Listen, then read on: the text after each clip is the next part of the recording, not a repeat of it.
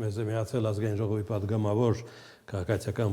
պայմանագիր խմբակցությունից Ռուստամ Բակոյանը, բարև ձեզ։ Ռուստամ Բակոյանը նաև Մարդու իրավունքների պաշտպանության եւ հանրային հարցերի մշտական հանձնաժողովի նախագահի ժամանակավոր պաշտոնակատարն է։ Դե ինչ, եթե դատենք խորհրդարանական մթնոլորտից ընտրությունների մեկնարկը տրված է։ Ընդդիմությունը քայլ առաջ ցանկանում է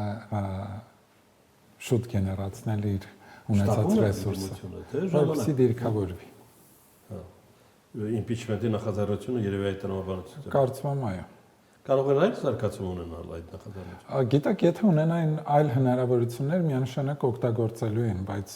բոլոր հնարավորություններից իրենք բոլոր փամփուշտները կրակել էին եւ մնացել էր միայն այս փամփուշտը, որը իմպիչմենտի թեման էր ըստ էության օրակարգում այլ թեմա չունենալով եւ փորձեցին սրանով օրակարգ լցնել։ Եվ ինչ։ Եվ ոչինչ։ Այսինքն չկար բացարձակ այդ հավանականությունը։ Ես դրա տրամաբանությունը Դիպությունն ասում էր, որ կա այդպիսի հավանականություն եւ չի բացառում անգամ քաղաքացիական պայմանագրից։ Որտեղից դա ժողովրդական ասացվածքի հավը երազում կորեկ է տեսնում կամ եթե ընդդիմությունը ասի այնպիսի սուտ, որ ժողովուրդը գոնե շատ հավանական շատ փոքր մասով հավատա եւ նա կստանա երևակայական իշխանություն կամ այս դեպքում ես ասում եմ եթե ընդդիմությունը ասի այնպիսի սուտ, որ ինքը իր ստին հավատա, ապա ինքը կստանա երևակայական իշխանություն։ Ես կարծում եմ սրանից ավել այլ կերպ մեկնաբանելու հնարավորություն չկա։ Լավ, բայց դե օրինակը կա, չէ՞, քաղաքացիական պայմանագրից քաղաքացիական պայմանագիրը երկու падգամավոր լքել են ձեր շարքերից։ Ոչ, դա ոչ։ Թույլ տվեք ճիշտ ներկայացնել։ Քաղաքացիական պայմանագրի սկզբունքներից մեր խմբակցությունից եղան падգամավորներ, ովքեր հեռացել էին, եւ քաղաքացիական պայմանագիրը որոշում է կայացրել հեռացնել այս երկու падգամավորներին։ Ոչ թե իրենք որոշել են հեռանալ,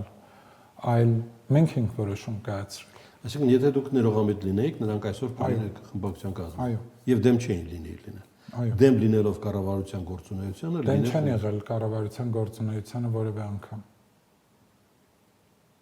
Բա ի՞նչն է այդ մարդկանց գնալու պատճառը։ Կարծում եմ շատ ակնհայտ էր։ Հիմա ի՞նչ է խորհրդարանում որոշում, ով է ավելի ռսահապատակ, թե թրքահապատակ, այդ դիսկուրսն է բացվել։ Գիտեք, այս դիսկուրսը չի բացվել, սա ըստ էության ընդդիմության դիսկուրսն է, որը ուղղորդվում է դրսից եւ իհարկե ընդդիմությունը փորձում է սա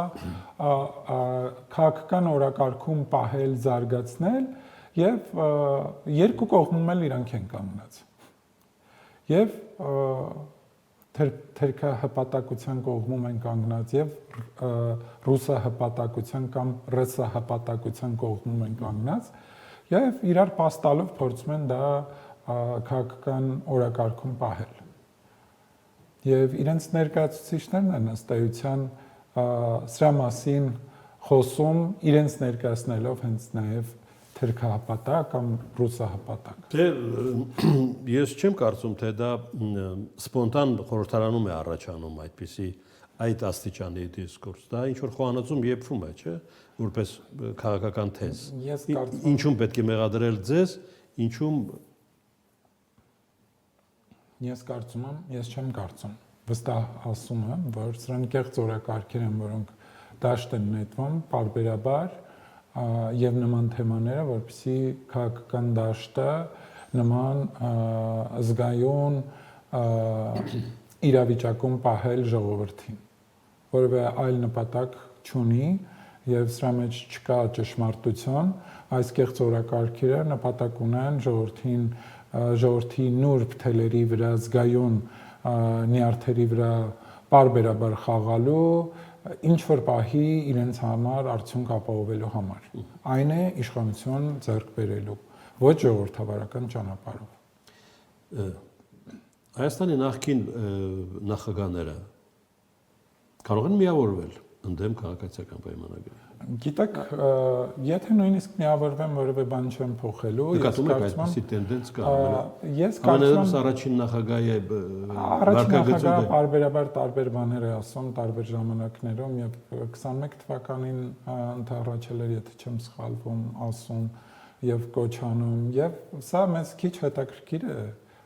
եթե նման ցանկություն ունեն, դա մի բանի համար կհամարեմ շատ լավ, այն է, որ երեքով միասնական դիրքորոշում կունենան եւ վարչապետի հրավերը կընդունեն հանրային բանավեճի մասնակցելու եւ այստեղ որոշակի հարցեր ժողովրդին ուղիղ բարձաբանելու համար։ Առանց բանավեճի էլ կարելի է բարձաբանել, եթե կա բարձաբանելու։ Դե միանշանակ մենք բարձաբանում ենք եւ շատ բաց խոսում ենք այդ թեմաների մասին, որոնք վերաբերում են եւ առաջին նախագահային, եւ երկրորդ նախագահային, եւ երրորդ նախագահային, եւ չկա այնպիսի բան, որ մենք դրա մասին չենք խոսում կամ թափանցիկ չենք։ Առաջին նախագահի վերաբերմունքը անձամբ Նիկոլ Փաշինյանի հանդեպ միշտ այսպեսին է եղել։ Ես կարծում եմ, որ նույնիսկ շատ հաճախ այն հայտարարությունները, որ արվում են առաջին նախագահի անունից, պարզապես առաջին նախագահը չի անում, այլ զարմացած եք։ Զարմացած չեմ, բայց ենթադրում եմ, որ դրանց մի զգալի մաս, որոնք շատ տրամաբանազուրկ են, շատ դրանք սահմաններ կա, որ այդ սահմանները որովհետև այդ անձին ժամանակին քաղաքական նույն խրամատում են գտնվում։ Ոչ միայն դրա համար, այլ մտածում եմ, որ նույնիսկ տարիներ շարունակ երկրի ղեկավար է եղել եւ այսքան անբովանդակ եւ այսքան անտրամաբանական եւ այսքան մերկապարանոց հայտարարություններ եւ վերլուծություններ խոսքը Նիկոլ Փաշինյանի մեղադրանքներին ոչ միայն առհասարակ եւ վարչապետին ուղղված քննադատությունները կամ քննադատություն չէ, վիրավորանքները եւ մնացած մասով էլ ես կարծում եմ իմ պատկերացումները այդպեսին չեն, որ առնվազն տարիներ շարունակ երկիր է նախագահել, ղեկավարել եւ նման տրամաբանազուրկ հայտարարություններ անել, նման մերկապարանոց հայտարարություններ անել եւ մեղադրանքներ հնչեցնել, վիրավորանքներ հնչեցնել երկրի